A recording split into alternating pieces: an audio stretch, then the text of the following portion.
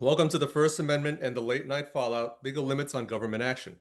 Today we will talk about the legal principles offering critical insight for entertainment and media attorneys navigating the evolving intersection of law, politics, and speech in light of the recent events surrounding late night television.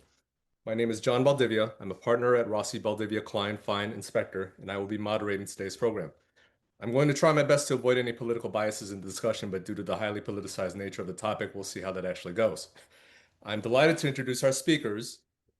First and foremost, Professor Eugene Volokh is a Thomas M. Siebel Senior Fellow at the Hoover Institution. For 30 years, he was a professor at UCLA Law School, or UCLA School of Law, where he taught First Amendment law, copyright law, criminal law, tort law, and firearms regulation policy. He is a member of the American Law Institute and of the American Heritage Dictionary Usage Panel, and the founder and co-author of The Volokh Conspiracy, a leading legal blog.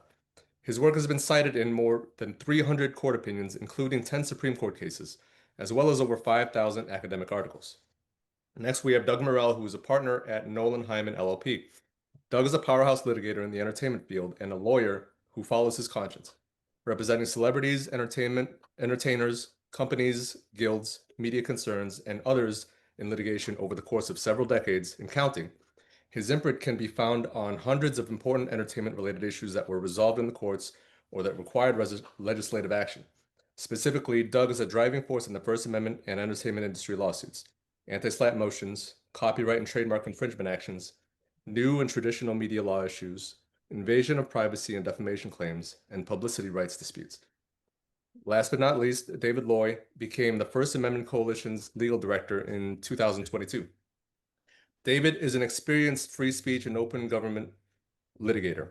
He has defended the First Amendment rights of reporters, photographers, bloggers, students, teachers, activists, protesters, musicians, Marines, and motorcycle club members. He has fought for public disclosure and governmental transparency for over 20 years. Before joining FAC, David served as a legal director of the ACLU Foundation of San Diego and Imperial Counties for almost 16 years. Now, I was informed that FAC also has a hotline that is available on its website, and it's open to the public for free speech and transparency issues.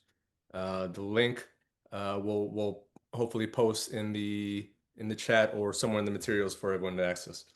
Now, let's get started. I have a brief PowerPoint that I'm going to go through, and it's really intended just to lay down the foundation for the discussion. Just so that everyone knows, this PowerPoint is available in the written materials, so I'm not going to spend too much time on it. But of course, the subject of today's discussion is the First Amendment, which says the Congress shall make no law respecting an establishment of religion or prohibiting the free exercise thereof, or abridging the freedom of speech or of the press, or the right of the people peaceably to assemble and to petition the government for a redress of grievances. Now, of course, there are limits to what is actually protected by the First Amendment, and we've got a list of different types of speech that have been evolving throughout the years. But absent these issues or absent these specific scenarios, the law cannot restrict free speech, and that includes by means of coercion. Of course, with coercion, we have the standards set by Bantam Books v. Sullivan back in 1963. More recently, we have this issue come up in NRA versus Volokh and Murthy v. Missouri. Volokh dealing with pressure against insurance companies and banks to terminate business relationships with the NRA. Murthy v. Missouri dealing with, of course, COVID-19 and pressure to remove information on Facebook.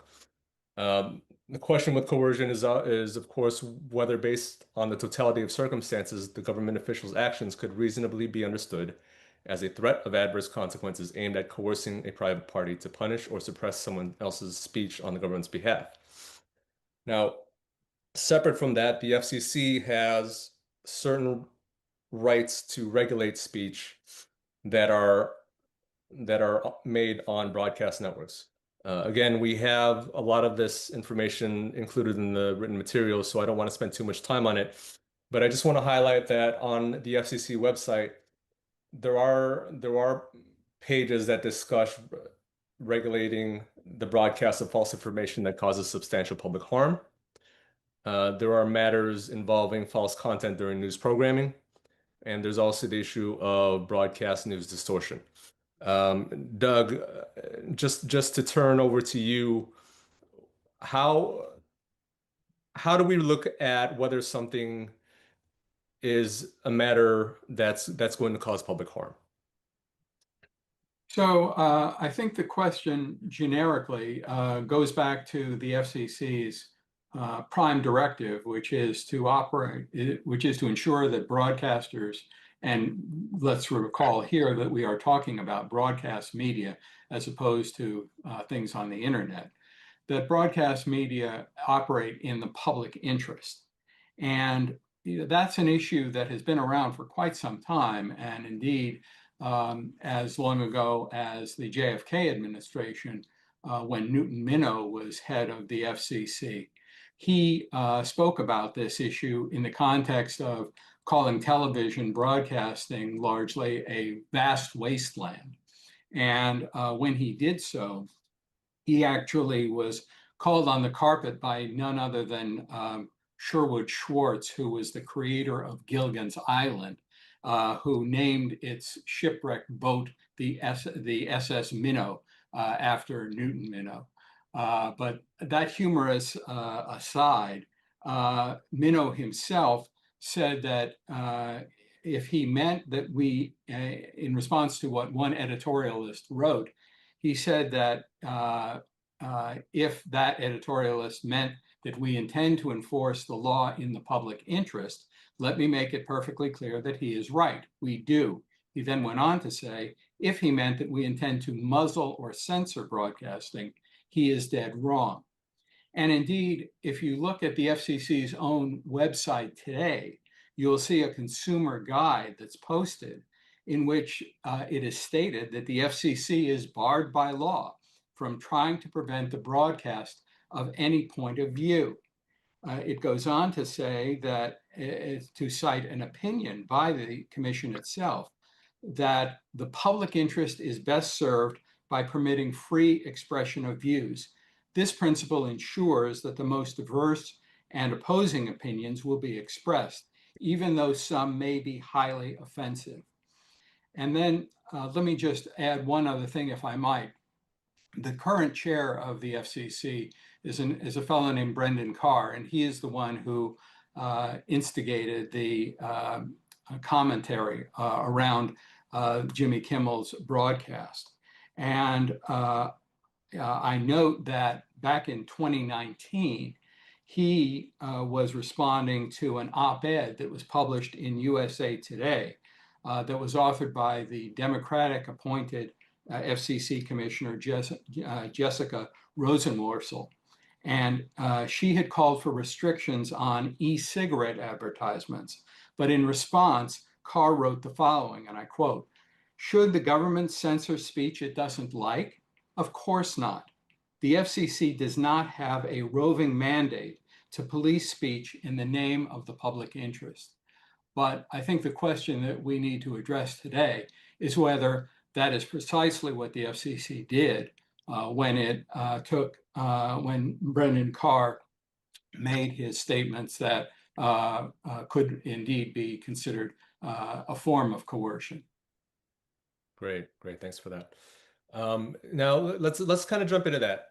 Actually, before that, just a reminder. So the FCC does have approval over mergers and license transfers. In that, whenever a new whenever somebody is contemplating transferring an FCC license, that of course is reviewed by the FCC, and that that brings in a little bit more of the legal backdrop that we're going to talk about today. Of course, we have the announcement of the cancellation of The Late Show, which occurred this July.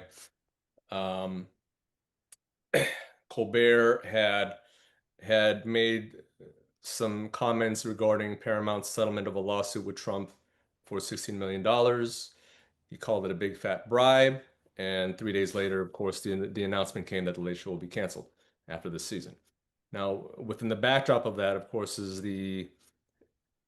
that Paramount is seeking approval from the FCC for an $8.4 billion merger with Skydance Media. And then we also have comments from CBS which stated that this is purely a financial decision against a challenging backdrop in late night. It is not related in any way to the show's performance, content, or other matters happening at Paramount. And then we have subsequently the Jimmy Kimmel Live suspension on September 17, where Kimmel makes comments regarding Charlie Kirk's murder. 1 month prior, there had been an announcement by Nexstar Media Group that it was going to acquire Tegna, and Sinclair was also bidding for that purchase. The statement from Kimmel, of course, was that the MAGA gang desperately trying to characterize this kid who murdered Charlie Kirk as anything other than one of them and doing everything they can to score political points from it. Brendan Carr had made his own commentary after Kimmel's comments, saying that it was appearing to directly mislead the American public about a significant fact that probably one of the most significant political events we've had in a long time, for the most significant political assassination we've seen in a long time. Brendan Carr, of course, the chair of the FCC, he also went on to say that we can do this the easy way or the hard way. These companies can find ways to change conduct to take action on Kimmel, or, there's going to be additional work for the FCC ahead.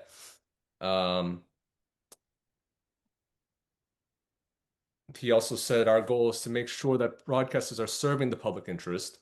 And if there's local TV stations that don't think that running that programming does it, then they have every right under the law in their contracts to preempt it. And we'll see how this plays out. Of course, there's some more statements that Brendan Carr makes. There's official statements that were made by the president of Nexstar, basically saying that the preemption was due solely to Jimmy Kimmel's actions. A similar statement was made by Vice Chair Jason Smith. And then we have the Truth Social post from Donald Trump, pretty much applauding the cancellation of Jimmy Kimmel, and his comments on Air Force One. So all of that is to set up the discussion for today. Eugene, I'm going to turn to you. Given everything that we've seen publicly, just on its face, was there coercive action from the government here? Well, it sounds like there was an attempt at coercive action by the government. Carr's statement, which you quoted and which I listened to, in context appears to be a threat of FCC retaliation. Now, if this were ever to come to court and the lawsuit was over damage caused by that statement, you'd have to show causation. You'd have to show that the reason that Kimmel was suspended was because of that statement. I can't speak with confidence about that. It's suspicious, but it's not proved. It's certainly possible that there was just solely business pressure, solely stemming from business concerns on the part of the network's business partners. But it's also possible that they were worried about the FCC's actions, especially actions that are possibly related to perhaps blocking mergers, as well as investigating for violation of FCC rules. Hard to know, and I don't think it's going to get to court. But it does sound like it was at least an attempt at coercion. In this respect, it is a nice bookend to a case called NRA v. Vula, which you mentioned. So I should say I was the lawyer for the NRA. I was the counsel of record on the petition. I shouldn't say I was the lawyer. I was one of the lawyers for it. I was counsel of record on the petition. My time working on that case is done. I think the case still continues, but I'm no longer involved in it. But it is it's an interesting and important case. The Cuomo administration in New York State didn't like the NRA any more than Trump likes, and the Trump administration likes Jimmy Kimmel.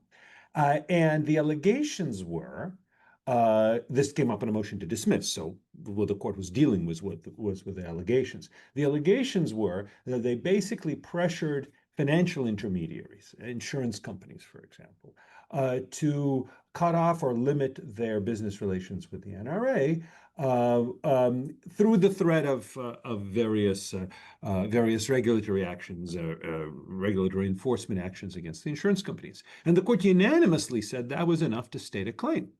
to be sure, the government could, if it wanted to, investigate the insurance companies if there was an adequate basis.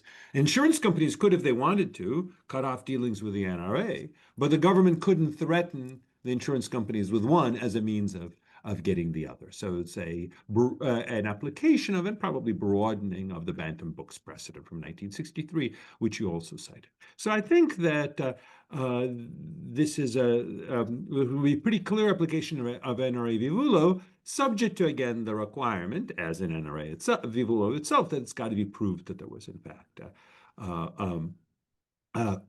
causation here. One last thing I want to mention, just because it's an interesting touch or interesting fact about the case, NRA v. Vullo case, is that the NRA was represented at the Supreme Court in oral argument by David Cole, who was at the time National Legal Director of the ACLU. Now, the ACLU does not agree with the NRA on much, but it does agree with them on the First Amendment issues. And I think that's one reason the ACLU, and David in particular, thought it was so important that ACLU step up for the NRA, because it could help set a precedent that, like all First Amendment precedents, or like First Amendment precedents generally, let's say, are usable by the left and by the right. He got a good deal of pushback. I think at least two ACLU chapters, the New York Civil Liberties Union and ACLU of New Mexico, have kind of publicly dissented from the ACLU's decision to represent the NRA. But I think David and the ACLU leadership were entirely vindicated, because now in cases such as this and in various other cases involving Trump administration's actions with regard to law firms, universities, and such, NRA v. Vullo has become a major precedent, at this instance in support of kind of the more liberal speakers, and that, I think, is exactly what David Cole and the ACLU expected. Thank you for that. David, I'm going to you. Do you think that the statements made by Brendan Carr and the legal environment that's been kind of created by this administration, where there's this kind of openly said but not openly said, sentiment that if you do things that favor the administration, they'll do things that favor you in return. Combining that with the statements made by Brendan Carr, do you also agree that this is just too far attenuated to amount to coercion? Yes. Well, let me say I agree with Eugene that censorship or attempted censorship is one of the last bipartisan causes we have left, and areas of true bipartisan agreement across the political spectrum, unfortunately. But yes, I agree that what Brendan Carr said out loud was very clearly an attempt to intimidate ABC into taking Jimmy Kimmel off the air. Now, it ultimately did not succeed. Jimmy Kimmel was suspended and then later reinstated. And I'm not an expert in the sort of economics of the broadcast industry, but I understand there may have been a strong business case for reinstating him. So at the end of the day, I think there was an attempt to intimidate ABC to take him off the air. It may have worked. It may have been confounding causation issues, as Eugene said. But yes, I do think there was an open and notorious attempt to intimidate ABC. And this is just the tip of the iceberg. Now, again, let me be clear. Censorship is a bipartisan cause, and I have fought censorship from both the left and the right throughout my career and will continue to do so. But, politics aside, this current presidential administration has been the most open and notorious in its attacks on press freedom and freedom of speech of any administration in living memory, at least. And I know all administrations have free speech problems. All levels of government, local, state, federal, left, right, red, blue, all have free speech problems. The difference here is the current administration is being open, notorious, and blatant about it across the board, from the president on down, in attempting to intimidate people into silencing themselves. So yes, the fact that there was pushback and Kimmel was reinstated is from a free speech perspective is a good thing, but I don't think anyone should take comfort from the fact that they didn't get away with it in this instance, because this administration is relentless in its attacks on freedom of speech and freedom of the press. And they're making no secret of it. That, if anything, at least we know what the issues are. There's no hiding the ball here. Right. Now, of course, they've been pretty transparent about what their goals and their interests are, at least with respect to late night television. But in these instances, we had the statement from CBS that said this was a financial decision, right? We had the statements from Nexstar and Sinclair saying that they're opposed to the statements made by Jimmy Kimmel. I'm not sure that ABC actually made a statement at the time of the suspension, but they did make a statement as after Kimmel was reinstated. But in this instance, again, talking about causation, are we really just pointing to CBS and Nexstar and Sinclair as the only bad actors in this case? Can I just speak to one issue, and that's the susceptibility to coercion, at least on the part of Nexstar and Sinclair. Sure. The fact is, and I think the slides that you presented at the outset mention at least some of this, Nexstar operates 32 ABC stations around the country and is seeking and has been seeking at the time that the Kimmel incident occurred, FCC approval for a $6.2 billion merger with Tecna. And at the same time as well, both Nexstar and Sinclair have been lobbying the FCC rather relentlessly to repeal its broadcast ownership rule. And that limits any one company from collectively reaching more than 39% of US households. So they clearly have an interest in currying favor with the FCC. And I think as a result, were and are collectively susceptible to coercion. Great. Thanks for that point. Given the susceptibility of Nexstar and the Sinclair. sorry Sinclair. Sinclair. Sinclair. Sorry, it was escaping me. And with the statements that the administration makes, with Brendan Carr, we've said that these statements might be too attenuated to lead in actual coercion. But does that then mean that these statements, if they continue to make them throughout the remainder of this term, that they're permissible? Well, can I jump in for a second? Because it's important to distinguish between a couple of things. One is, could you prove the elements of a coercion or retaliation claim in court? Right. And as Eugene said, that's going to involve complex issues of causation. Are there other, concurrent or intervening or independent causes? That's an important legal question. But I want to step back. Let's set aside whether you could prove those in court. And I want to emphasize, it's terrifying that we have an administration that is showing such open contempt for the values of freedom of speech. That creates an atmosphere of terror. And the risk is that people will begin to preemptively self-censor because they don't want to get to the point where they are actually threatened with concrete harm. That is authoritarianism in action. That is the authoritarian playbook, to create such an atmosphere of intimidation and fear that people preemptively self-censor. So I want to make sure we step back from the narrow legal issues of could causation be proved? Because as Eugene said, in any particular case, that can always be a contested issue of fact.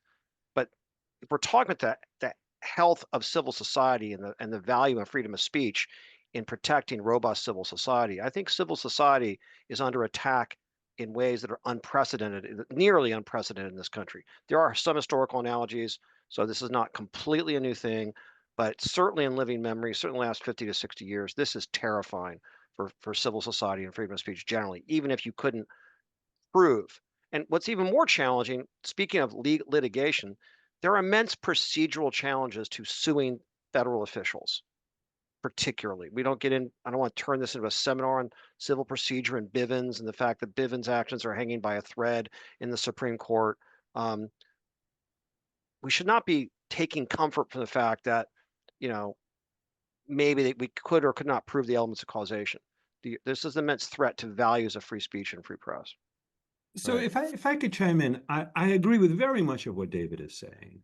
And I also agree that this administration has been unusual in its approach to unusual as federal administrations go, at least in the last several decades, with regard to its approach to free speech questions.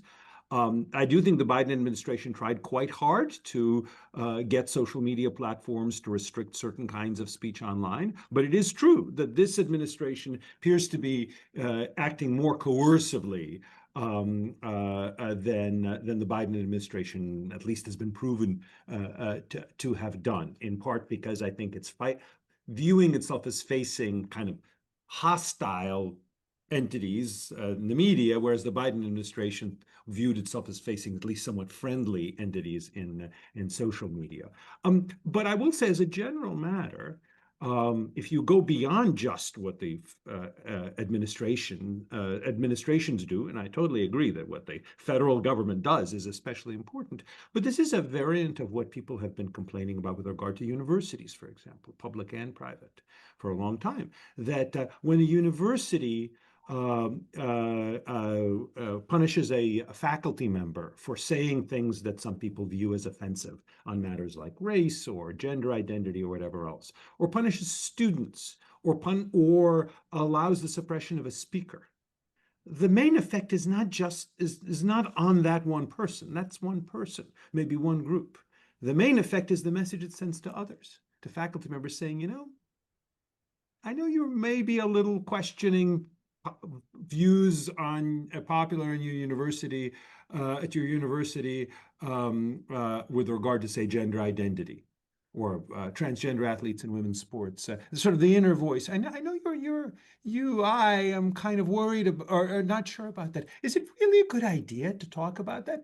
Look at all the other things we could be talking about. We could be writing articles on all these other subjects. A lot safer to do that.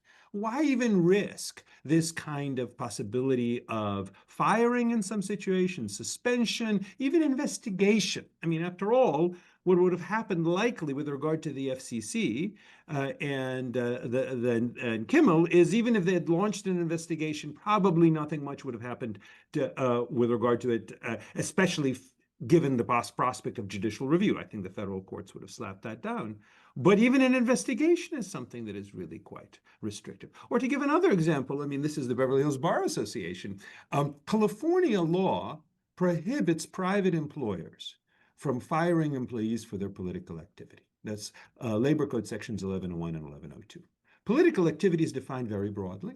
It's defined by California Supreme Court precedent, not just as focusing on, say, ballot measures or candidates, election-related activity. It's any candidate or cause, any ideological activity as well. Political speech, not necessarily politics in the electoral sense. Indeed, it is a crime for an employer to interfere with employees' political activity. How many people in Hollywood, which I think is fair to say is a relatively liberal institution in many ways, how many people in Hollywood are willing to speak their mind, express their views that are out of step with dominant views in their industry, especially when it comes to kind of hot button issues? Again, maybe race, maybe sexual orientation, gender identity, and such. Some are, but I think a lot of people say, look, why should I risk it? Maybe at some point, if I get fired for this, maybe I can sue and maybe eventually I can get some damages. But by then my career will be ruined. My job will be lost. Even having been investigated again by an employer for something like my speech might be something that is that is bad for my career. So I think these are very serious concerns. They're especially serious when the administration does it, but I think we have to remember that they're serious also when you see them at university campuses, at employers, among employers and others. Right. Yeah, absolutely. For a brief footnote, prime example of this in the university context is a case that is now closed. It's all done, but it's reported in the Ninth Circuit. It's Koala against Khosla, Khosla. And it's a case I litigated when I was at ACLU against the UCSD administration. So look that up. I commend that to your reading, but that case is a prime example of exactly the kind of university-based censorship that Eugene was discussing. Thank you. Doug, I'm going to turn to you real quick again. is there anything within the FCC or this, if anyone else wants to chime in as well, feel free to do so. Is there anything within the ambit of the SEC that would allow the administration to continue creating this atmosphere that David Loy was talking about, in the sense that they want to do certain things for the public interest or to protect from broadcast news distortion or things of that nature? I think the answer to that question is no. That operating in the public interest, to the extent we understand what that is, the irreducible minimum is that we cannot be engaged in censorship. That's not what the FCC is there for. And the fact is that over the course of the years, it has undertaken specific actions to deal with specific types of situations. We've seen that, with the Janet Jackson wardrobe malfunction case, and with Howard Stern, the FCC initially stepped in and talked about imposing fines for those kinds of incidents that have resulted in claims that fleeting expletives could be punished. Initially, the FCC's own rules precluded that. And indeed, that's why CBS was able to skate in the Janet Jackson Super Bowl wardrobe malfunction matter. They subsequently said, no, we're not going to make any exceptions for fleeting expletives. So when Cher and Nicole Richie speak to accepting awards at the Billboard Music Awards, that's that kind of F-bomb dropping is going to be punished. But those are very limited, and they don't really speak to content discrimination, much less viewpoint discrimination, which is what the First Amendment in its pure form really does speak to and does preclude. Okay, thank you.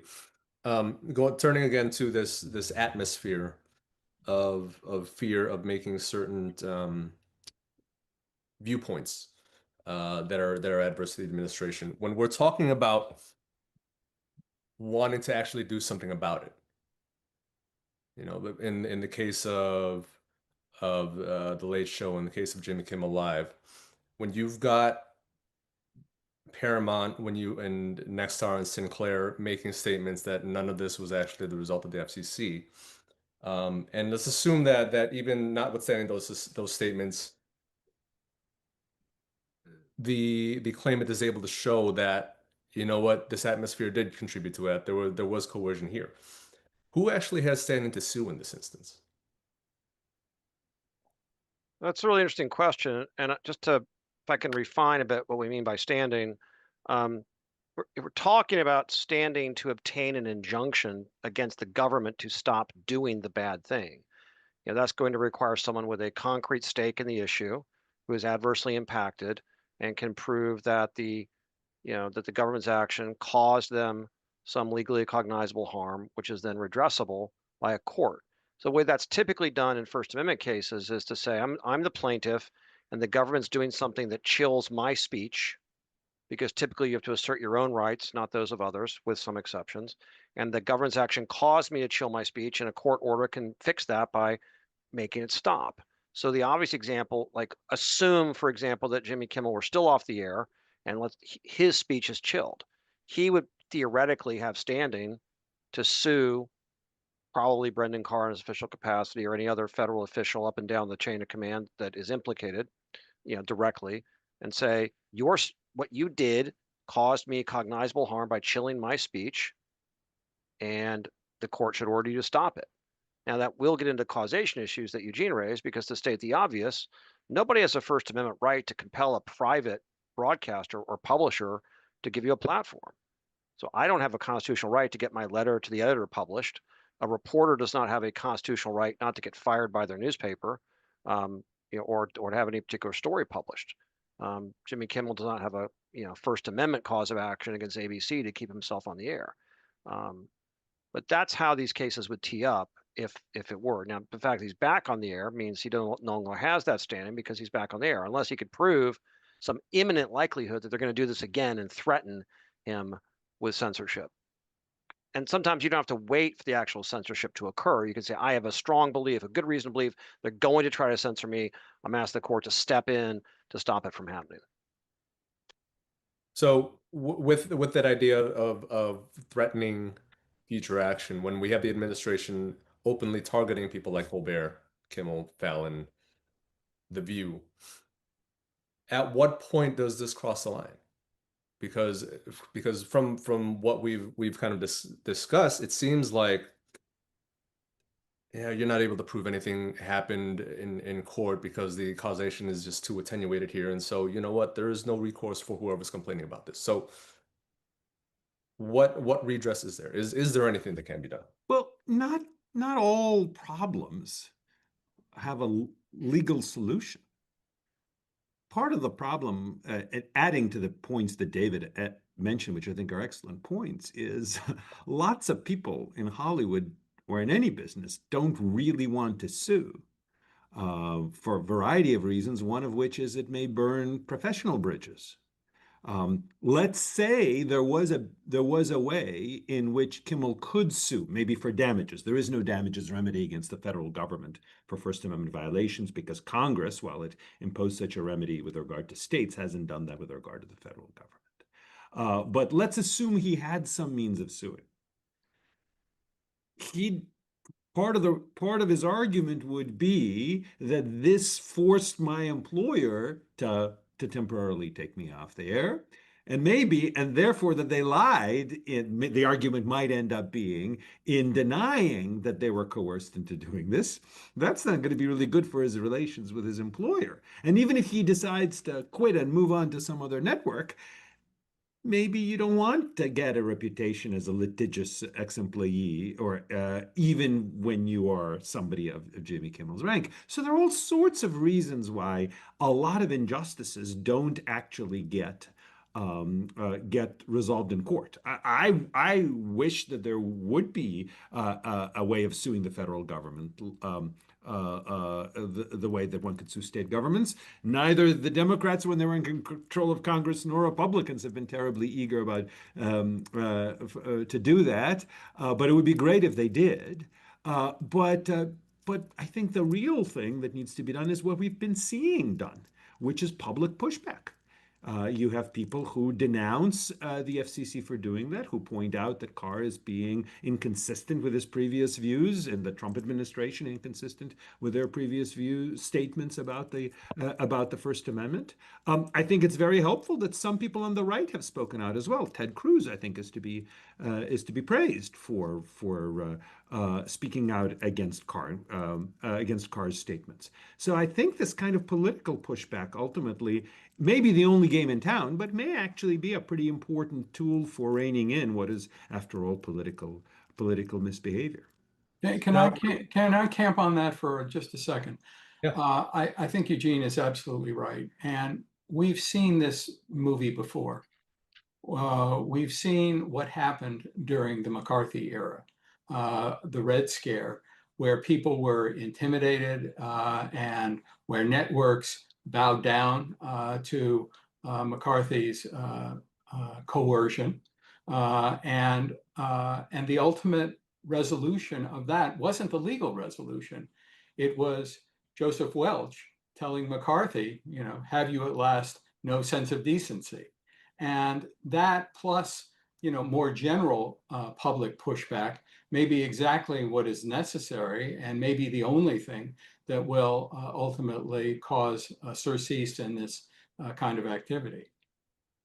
Now, what about, we've seen the states get involved on behalf of its citizens against the administration. Is there a way to states to get involved here? I mean, states sometimes have standing to bring suit like any other person in court. I think, if we're talking, and first of all, I may say I completely agree with both Douglas and Eugene about the importance of civil society pushing back on threats to freedom of speech and press across the political spectrum, whether you're pushing back against the Biden administration or the Trump administration or, the McCarthy Red Scare. Civil society, I believe, must and should always stand up to protect its rights to free speech and free press. But states can have standing to sue in federal court, but the state has to show a concrete harm to its own interests, more than just an abstract dispute over whether this is a good or a bad thing. And this is actually, outside the free speech context, this is sort of a issue of debate in the Supreme Court, and we're probably not going to turn this into a seminar on Article 3 standing, but I think it has to be more than the state says our citizens just don't like what the federal government is doing. There has to be concrete harm. For example, has the state been required to spend money that it wouldn't otherwise have to? Has the state lost money it's otherwise entitled to? Is there concrete harm to the state's own interests as opposed to a generalized grievance? That's a whole nother seminar. So good lawyer, I'll never say never, but that standing case strikes me a little attenuated just because, the state says our citizens don't like what the feds are doing about Jimmy Kimmel. Okay.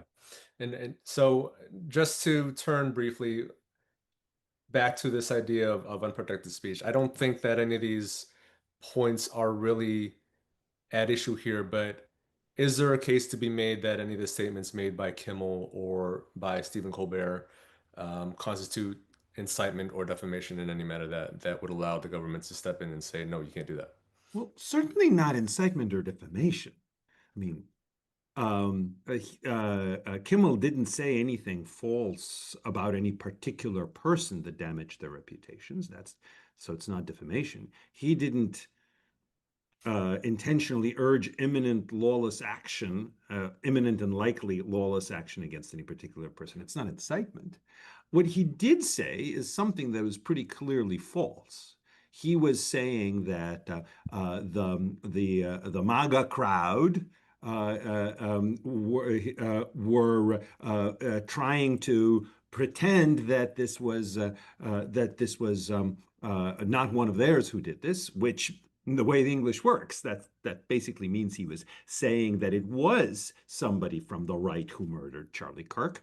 Turns out that's false. Now, thankfully, there is no general false statements on public matters exception to the First Amendment.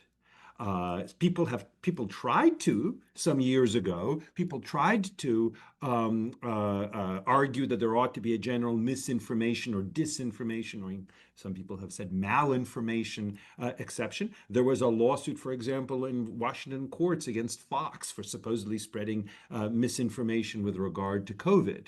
But courts have rejected that on the strength of cases like Alvarez, like New York Times v. Sullivan and such. Now, one complication is for broadcast regulations. There have been more restrictions when it comes to broadcasting that the court has maybe not exactly blessed, but in some measure blessed in cases like Red Lion. So there is the broadcast hoax rule. There is a news distortion rule. The Supreme Court has never again squarely dealt with them, but in Red Line and upholding the fairness doctrine, it suggested that more restrictions can be imposed in broadcasting than on other things. My sense is that what Kimmel did probably wouldn't fit within those rules either. But it's a little complicated because both are vague and both are potentially broad. But certainly it wasn't defamation or incitement. Certainly it wouldn't be unprotected. It would be protected in a newspaper or on the internet or wherever else. And I think even under the special latitude that has been given to FCC regulations, it hasn't been. It wouldn't be viewed as unprotected. What would it take for this to constitute news distortion such that the FCC can step in?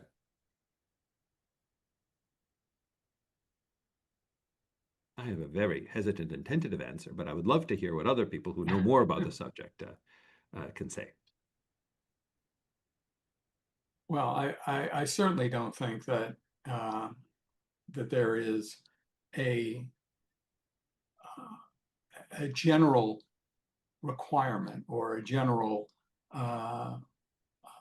provision in anything that the FCC controls that speaks to simple distortion. And that does not distinguish too between factual and opinion broadcasting. One thing I wanted to mention is that since Eugene mentioned the Red Lion case, it's an interesting fact that among the cases that Clarence Thomas has within his sights that he would like to see repealed, beyond New York Times versus Sullivan, the actual malice for public figures case, and its progeny, he is also in the FCC versus Fox case that the Supreme Court decided in 2009. He wrote a concurring opinion in which he said that both Red Lion and the George Carlin 7 Dirty Words case, FCC versus Pacifica, ought to be overruled. So, the question in my mind is how long are we going to have this sort of bifurcated notion where broadcasters are held to one standard, whatever that standard may be, and everybody else gets to say whatever they want, whenever they want, so long as it's not defamatory or inciting of that nature. Yeah, and just for those who might not know, I apologize. I mean, the kinds of restrictions that at least in theory, the Supreme Court has blessed on broadcast media through cases like Red Lion and Pacifica, they would be unthinkable under the First Amendment for virtually any other media, print, digital, books, what have you. Very, very briefly, and others can correct me, I mean, the theory under which the Supreme Court upheld this authority of the FCC to regulate broadcast media in the so-called public interest is an artifact of history, and largely obsolete history at this point. It was premised on the old idea that there was a scarcity of broadcast frequencies in the public airwaves, that broadcast frequencies were sort of a public trust, if you will. I apologize if I'm misleading in my way I speak about it, but the idea was there's a scarcity of broadcast frequencies, the spectrum is limited, the FCC has to regulate this in the public interest, and so the Supreme Court approved the idea that the FCC could regulate that scarce resource in the public interest in a way it could never do for any other form of media. Now, let's set aside whether that was correctly decided at the time. As a matter of historical fact and technological, developments, that paradigm has just evaporated. There's a very strong case that those, wherever you sit on the political spectrum, there's a very strong case that those decisions should be overruled because they were based, even if correctly decided at the time, they're based on a fundamentally obsolete view of the facts and technology. So I should say, I agree with what David is saying, but I think we have to acknowledge as lawyers that the current legal rule allows the government more authority, regrettably in my view in most respects, but more authority to regulate broadcasting. There is a news distortion rule. So as I mentioned, I have a bit of an answer. It is mostly drawn from my colleague Stuart Benjamin, co-blogger Stuart Benjamin. He's a professor at Duke, and he actually writes extensively about federal communications law. I only dabble in it. And he actually had a very thoughtful post on the subject on our blog, which points out that the news distortion rule has historically been applied very narrowly. It has been applied only to news broadcasting. And while Kimmel and other shows obviously are trying to say something about current events, it's not just a game show, let's say. It's not just comedy.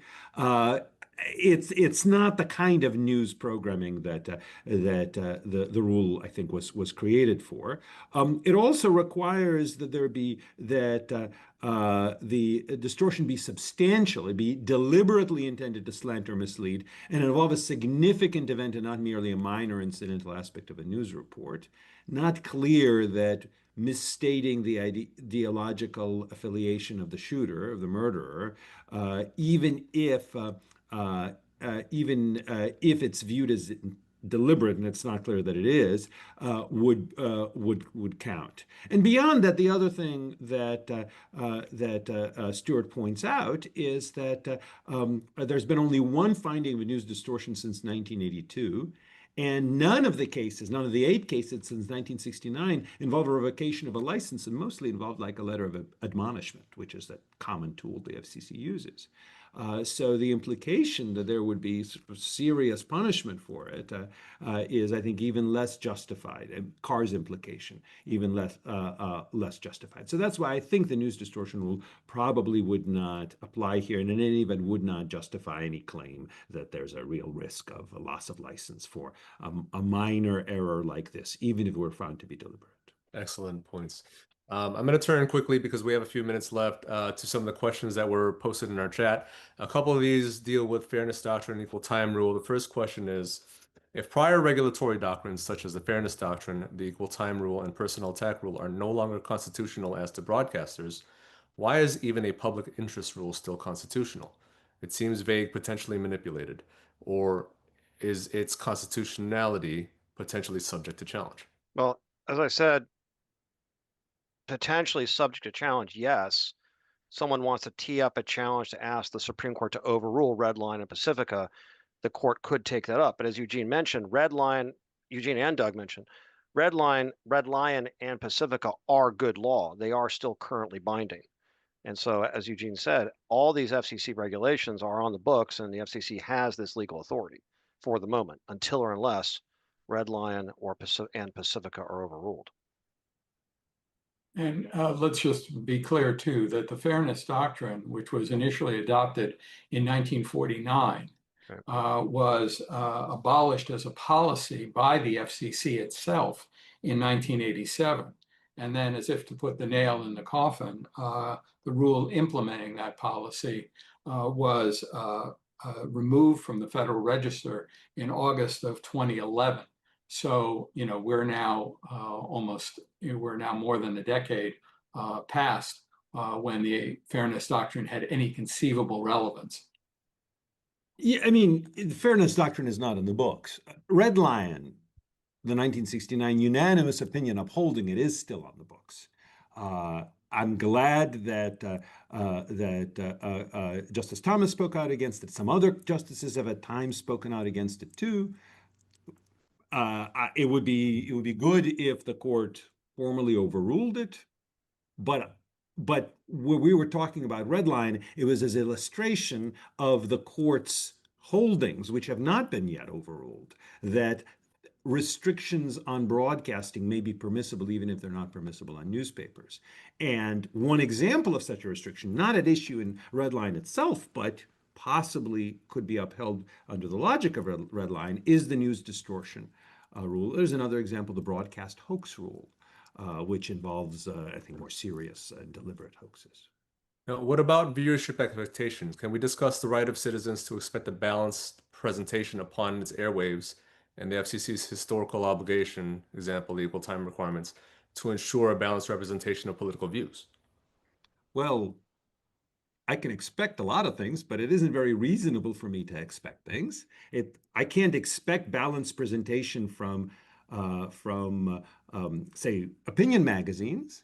In fact, the reason people subscribe to opinion magazines is precisely because they have particular ideological perspectives. One might expect some balanced presentation from newspapers simply to the extent that they say that they're providing balanced presentation, and you might kind of hold their feet to the fire if it turns out that they are not delivering what they're promising. But as to broadcasting, indeed, I entirely agree with Doug on this point, that with the repeal of the fairness rule, I don't think there's any basis to expect balanced presentation. There may be liberal programs and there may be conservative programs, just like there's the New Republic and there is the National Review. And there are lots of other magazines that have particular viewpoints, likewise with broadcasters. Again, I think when broadcasters say that they're going to be balanced and they're not, then in that case, I think we should speak out against that. And even if they say they're going to be unbalanced, we might want to say, well, that's not good. We wish you were more balanced. But I don't think there's any legal entitlement, especially now with the demise of the fairness doctrine, to expect balance in a world where people have views and are often express those views and are generally free to express those views. And let's remember too, that in the context of traditional expressive media, there's Miami Herald Publishing versus Tornillo, which stands for the proposition that state statute, which required the Miami Herald to offer a right of reply to someone who was attacked, was unconstitutional. And that absent this regulatory framework that currently exists for the FCC, that would be the rule across the board. Great, thank you. Turning to Jimmy Kimmel and Stephen Colbert specifically. What Jimmy Kimmel said is what MAGA was doing, the shooter was left wing, etc. That doesn't mean that what Jimmy said was false. It meant that the person who did the act was one of them, e.g. MAGA. He just pointed out what MAGA was saying. Do you have any thoughts on that? Here's what he said. MAGA gang was, quote, desperately trying to characterize this kid who murdered Charlie Kirk as anything other than one of them. As I understand the English language, not my native language to be sure, but I've spoken with it for quite a while, is that that's a way of saying that, in fact, the kid who murdered Charlie Kirk was one of them. You don't desperately try to characterize X as anything other than Y unless X actually is Y. So in context, he's essentially saying that the murderer was one of the MAGA gang. As best we can tell, that's not so. And even at the time he said it, the news account suggested it wasn't so. So I think he was not telling the truth there. Whether he was saying a deliberate lie, I can't speak to that. But again, I think that even notwithstanding even the news distortion rule, that's not a basis for punishing him for that kind of statement. Okay. Now, with regard to Stephen Colbert, Paramount Skydance began layoffs today, up to 2,000 jobs. They own CBS. They want to buy Warner Brothers. With the increased media consolidation in the broadcast arena, where do you see this is going? Broadcast media is dying and the FCC doesn't govern streaming in the same way. Do you expect the FCC powers to be broadened to capture streaming? I don't think the FCC's powers could be broadened beyond broadcast because that would violate the First Amendment. The entire premise of the FCC's authority to regulate broadcast media is based on these cases, Redline and Pacifica, and premised on the idea of a scarcity of broadcast spectrum. That simply doesn't apply to newspapers, to digital, to the internet, to cable, to any form of media other than traditional broadcast. So were the FCC to attempt to promulgate that rule, I would expect a very swift and hopefully certain, very swift challenge to be filed, and hopefully a very swift decision striking down any such attempt. Okay.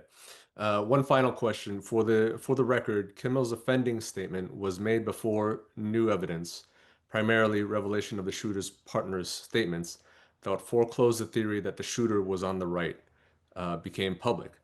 Any thoughts on that comment?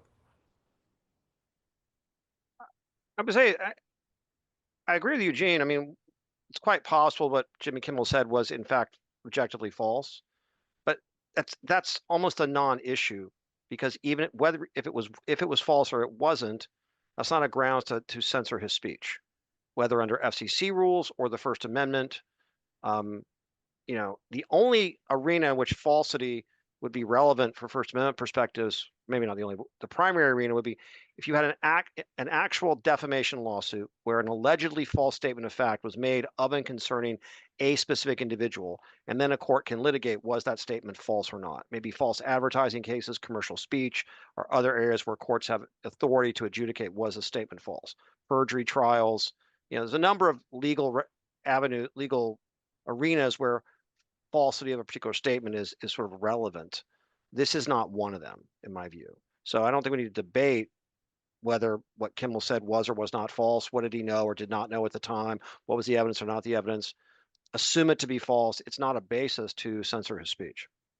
Yeah, I entirely agree with David on this. I do want to mention, at least looking at the Washington Post, there was a statement, I think, or excuse me, an article that I think was posted either Sunday, maybe Monday morning, which quoted the Utah governor that Sunday, which is to say, I think the day before the Kimmel monologue, that Tyler Robinson had a, quote, leftist ideology, close quote.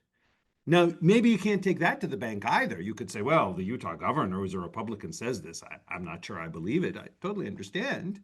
But Kimmel's statement, which again, I think is properly interpreted as showing real confidence that the shooter was one of the MAGA gang, had no foundation for it. And again, the information that was out there at the time suggested otherwise.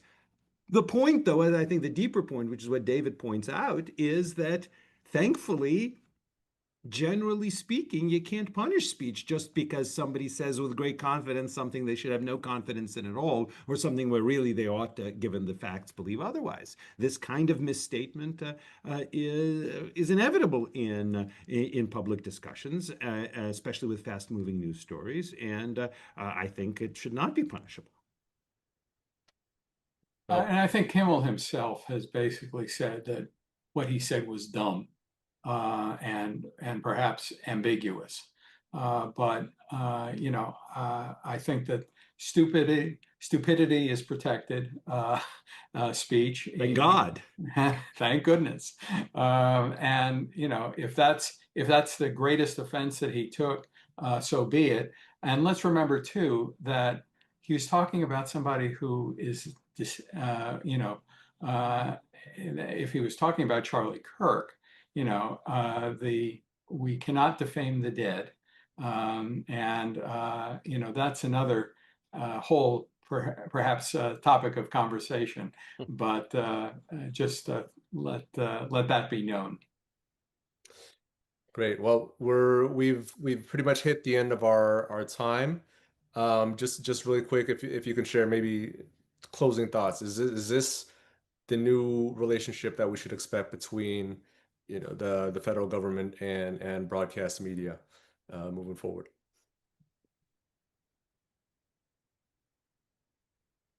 I think whether it is or isn't depends on the level of pushback to it, right? I do think that some of the speech restrictive movements on campuses have, from all I understand, declined in some measure because there was pushback, because people spoke out in favor of free speech. People on both sides of the aisle spoke out in favor of, for example, conservative speech, and the people who were implementing the restrictions realized that they were not winning as a result of this. So I think when politicians try to restrict speech, I mean, it's nice if you can bring in the courts to strike that down. Sometimes you can't, but they need to be taught that there are political consequences. There's a line I want to say from Everett Dirksen, perhaps, I think former Senate leader, that when I feel the heat, I see the light. That's sort of the way politics works. He was talking, I think, in part for pushback from his own constituents, but that's, I think, what we're talking about, is there needs to be political heat, and I'm glad that it is being produced. Yeah, I'll just add to that and say autocracy depends on acquiescence. That's autocracy from the left, autocracy from the right, depends on acquiescence, preemptive compliance for fear of retaliation or punishment. And it's all the more important to stand up and fight back against any form of censorship, wherever it comes from on the political spectrum. And I'll just add that on a going forward basis, perhaps we can take some solace in the fact that NRA versus Volokh that we talked about at the outset was a unanimous U.S. Supreme Court decision authored by Justice Sotomayor. And it is increasingly rare that we see this court issuing unanimous opinions. And perhaps that's some light at the end of the tunnel, some glimmer of hope that in the future we will see more of that. Right. Well, Eugene, Doug, David, thank you very much for your time. We really appreciate the discussion. I thought it was great. I learned a lot. I hope everybody else felt the same. Thank you all. Thank you.